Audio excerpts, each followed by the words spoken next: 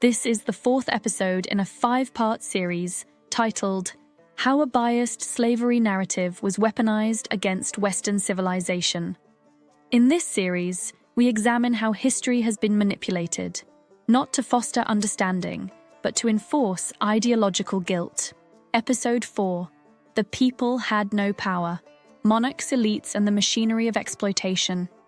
When modern discussions condemn Europeans or white people for colonialism and slavery, they make a dangerous and historically inaccurate assumption that ordinary people were the driving force behind these crimes.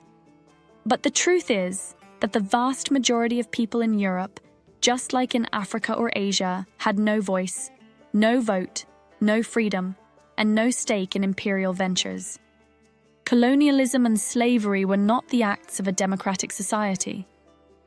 They were the policies of absolute monarchies, imperial elites, and religious powers, imposed from the top down.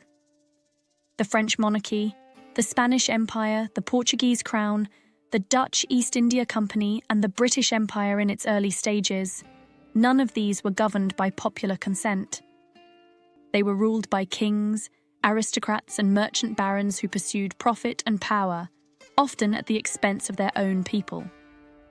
In The Origins of Political Order, political scientist Francis Fukuyama points out that pre-modern states were typically patrimonial, meaning that power was considered personal property, passed from father to son, wielded arbitrarily.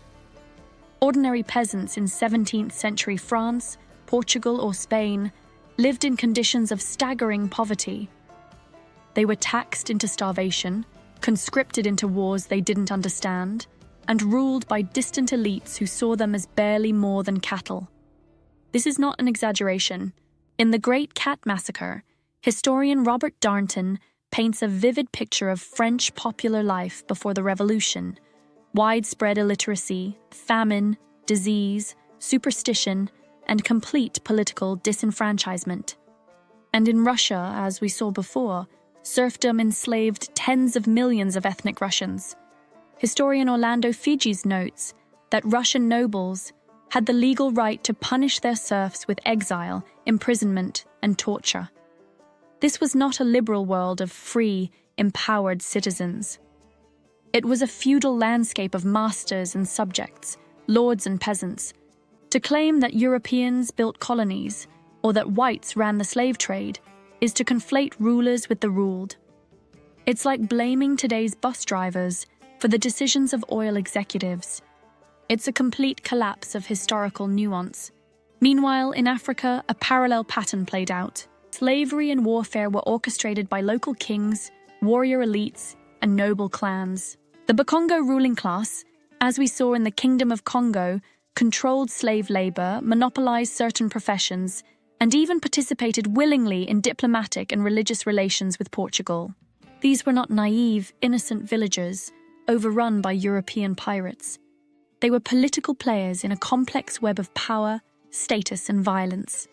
In African Dominion, historian Michael Gomez explores the structure of medieval West African empires, showing that royal families and aristocratic classes were heavily involved in warfare and slavery, long before European colonization.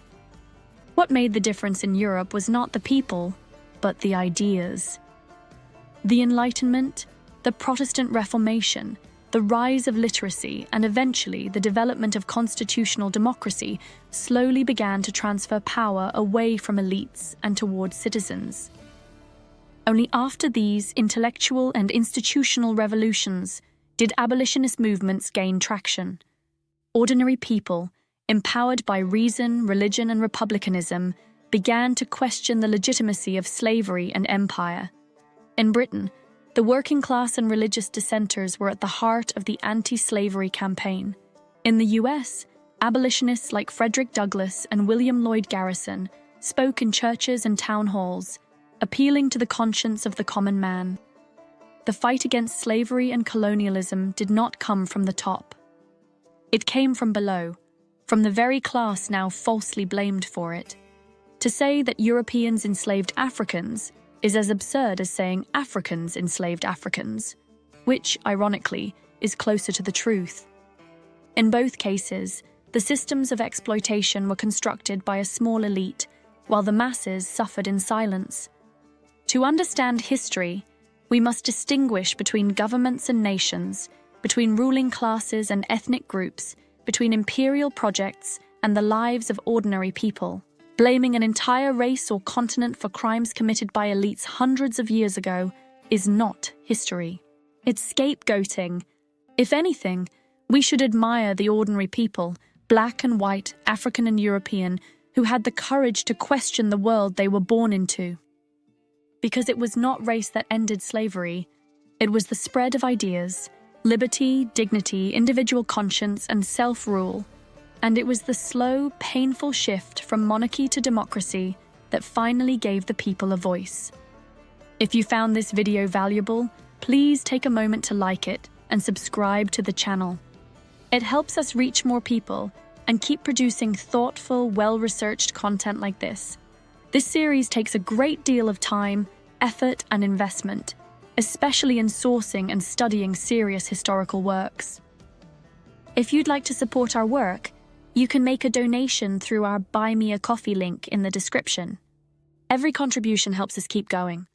And if you're interested in reading the sources yourself, you'll find affiliate links to the books we cited in this episode.